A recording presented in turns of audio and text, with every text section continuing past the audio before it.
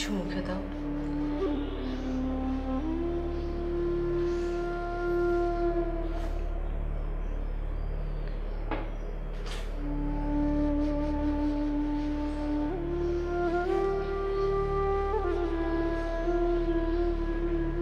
মাকে আসলে মগে করে স্লিপিং ড্রাগস দেওয়া হয়েছিল। মা একটা ফিক্সড মগে সবসময় পানি খেত। সেই মগেই নির্দিষ্ট পরিমাণে প্রতিদিন একইভাবে তাকে ড্রাগস দেওয়া হয়। অ্যান্ড এ কাজটা বাংলাদেশেরই একটা ছেলে করে। এসব কি বলছো তুমি? বাবাই ওই ছেলেটাকে দিয়ে এই কাজটা করিয়েছিল। বাবা তখন বাংলাদেশে ছিল, তাই পুলিশ তাকে সন্দেহ করেনি। কিন্তু কিন্তু ওই ছেলেটার সাজা হয়েছে, ওকে ধরা হয়েছিল, ওকে ওকে জেলে দেওয়া হয়েছিল। তোমার বাবার নাম আসেনি? না, যে ছেলেটা এই কাজটা করেছিল ও আমাদের বাসায় ক্লিনারের কাজ করত।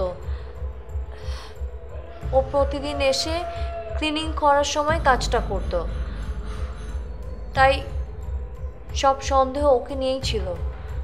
ওই ছেলে কি এখনো জেলে? না, কয়েক মাস আগে তার সাজা শেষ হয়ে গেছে। ওই ছেলে এখন বাংলাদেশেই আছে।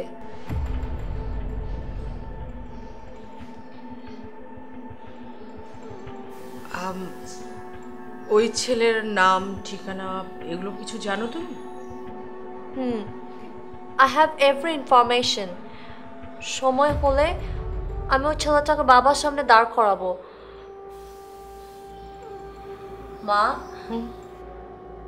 সেপারেশন কেন হলো তোমার আর বাবার? আমি তোমার বাবাকে ছেড়ে চলে এসেছি।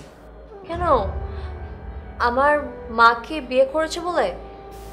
না না, আসলে আমরা আগেই জানতাম যে লারার পর আমি আর দ্বিতীয়বার মা হতে পারবো না। আর তোমার বাবার খুব ছেলের ইচ্ছে ছিল, সে একটি ছেলে চেয়েছিল।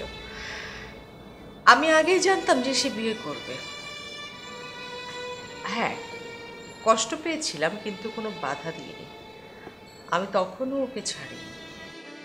তাহলে এখন আলাদা কেন তোমরা?